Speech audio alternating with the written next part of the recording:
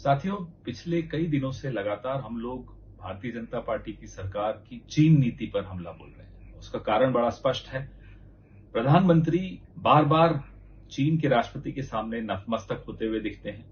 यहां तक कि गलवान घाटी में जो हमारे 20 बहादुर सैनिकों की शहादत थी, प्रधानमंत्री ने चीन को क्लीन चिट देकर उस शहादत को भी नकार दिया, उनकी शहादत का भी अपमान किया। हमारे सेना के हाथ बंधे हुए हैं, प्रधानमंत्री ने खुद बांधे हैं। मैं आपको कारण बताता हूं। प्रधानमंत्री की चीन परस्ती आज से नहीं शुरू हुई। यह चीन परस्ती तब से शुरू हुई जब वो गुजरात के मुख्यमंत्री थे। अमेरिका उनको वीजा नहीं दे रहा था। चीन ये बार बार चले जाते थे क्योंकि वहां वीजा उनको आसानी से मिल जाता था। लगातार चीन जाते थे। वहां क्या उनके संबंध बने चीन से हमें नहीं मालूम। चीन के बड़े बड़े अधिकारियों को, मंत्रियों को गुजरात बुलाते थे। धौलेरा जो इंडस्ट्रियल सिटी बन रही है, 43,000 करोड़ के करारनामे चीनी कंपनियों के साथ किए। अपना लघु उद्योग, अपना मध्यम उद्योग बर्बाद कर दिया, लेकिन चीन की कंपनियों को पलक पावड़े बिछा बिछा कर जमीनें दी गई। ये गुजरात में किया, ये मुख्यमंत्री ने किया। मुख्यमंत्री का नाम नरेंद्र मोदी था।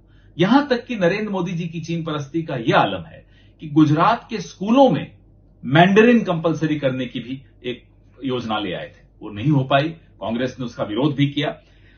भारतीय जनता पार्टी के नेता, 13 नेता चीन कम्युनिस्ट पार्टी के स्कूल, जिसको पार्टी स्कूल कहा जाता है, वहां पढ़ने गए। 2014 में गए। क्या पढ़ के आए हमें नहीं मालूम। क्यों इतनी करीबी, कितनी घनिष्ठता चीन के साथ, हमें नहीं मालूम। मैं आपको एक और बात बताना चाहता हूं।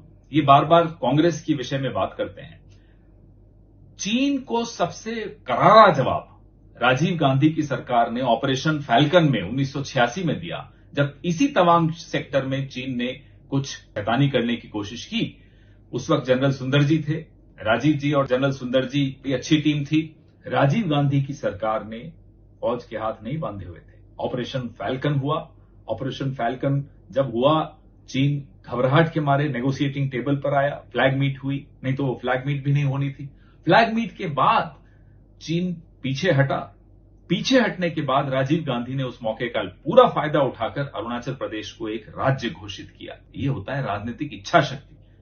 आज की तरह नहीं, मुंह खोला तो क्लीन चिट दी, अन्यथा मुंह ही बंद रखा चीन पर।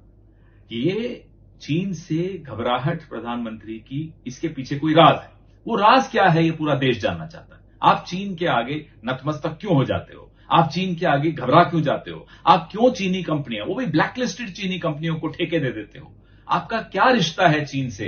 ये हम बार बार पूछते हैं। इसलिए पूछते हैं क्योंकि कुछ तो है जो आप छिपा रहे हो, कुछ तो है जो चीन को पता है और हमें नहीं पता। इनका एक बहाना है कि हम बॉर्डर पे इंफ्रास्ट्रक्चर मजबूत कर रहे हैं, इसलिए चीन परेशान हो रहा है। माफ कीजिएगा, बॉर्डर पे इंफ्रास्ट्रक्चर मजबूत करने का पहला कदम 7th प्लान में 1986 में राजीव गांधी की सरकार ने उठाया था, जब BADP लॉन्च किया गया था। तब से अब तक लगातार हर सरकार ने बॉर्डर इंफ्रास्ट्रक्चर को मजबूती दी है।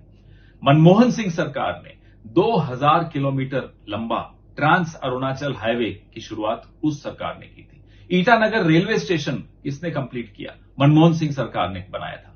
6 एडवांस लैंडिंग किसने बनाए? मनमोहन सिंह सरकार ने बनाए। अरुणाचल प्रदेश में इतने लैंडिंग फैसिलिटीज जो दी हैं, वो मनमोहन सिंह सरकार ने दी है। तो ये कह देना कि मोदी सरकार ने जो सबसे बड़ा धोखा किया भारत की सेना के साथ, वो है माउंटेन स्ट्राइक कोर को रोक देना। Mountain strike corps Congress party की देन थी, मनमोहन सिंह सरकार की देन थी। चीन इससे घबरा रहा था।